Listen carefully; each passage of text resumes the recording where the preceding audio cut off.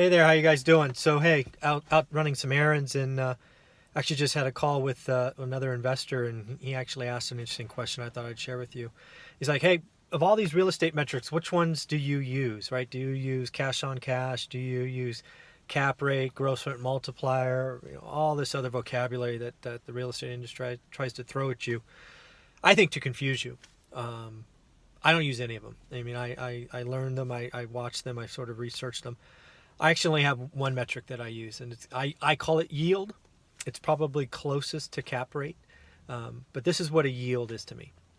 I take all the cash that we have to put down to buy something. So to be clear, that's the deposit, closing cost, and anything that is required, I call make ready, right? So if you have to paint it, you have to put in new flooring, carpet, whatever, that's all included, right? Anything it requires for you to fix and repair before you stick a tenant in, that's called make ready. So let's take an example.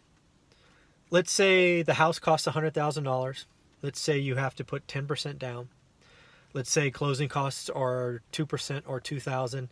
And just for easy math, let's say make ready is $8,000. So you're buying a $100,000 house, and you're going to be putting 20% or $20,000 in cash. The down payment, closing cost, and make ready. Then what you have to do is you have to calculate the estimated monthly cash flow. And again, that's net to your bottom line. So let's do, again, easy math, $1,000 in rent, $400 in a mortgage payment, taxes, insurance, repairs, property manager, all that stuff. Let's just assume, since we're talking and I'm in my car, it's $250 a month. Just making it up, just for an example. So $250 a month times 12 is $3,000. So this is what I do. I take $3,000 divided by $20,000, which is my make ready costs, and I should get a percentage. And if I'm correct, I think that is 15%. If I'm doing my math in my head right. I'm just making this up on the fly. So $100,000 house, $20,000 in out of pocket, $10,000 for a down payment, $2,000 for closing costs, $8,000 make ready, $20 grand. My estimated cash flow in this example is $3,000 a year. You have now produced a yield of 15%. And oh, by the way, if you find one like that, buy it, because they're not out there today. This is just an example. I think yields today are 6-7% range, at least in the markets that I'm looking at. So that's it. I use yield.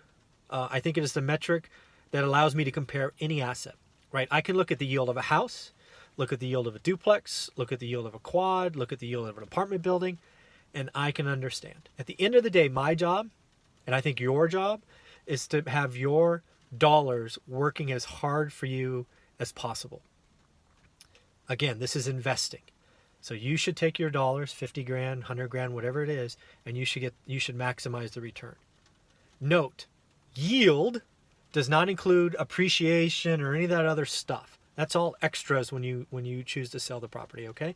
It's not mortgage pay down. It's none of this other nonsense. It is simply estimated cash flow, monthly times 12 for yearly, divided by out of pocket. Again, hope that helps. And again, have a great day.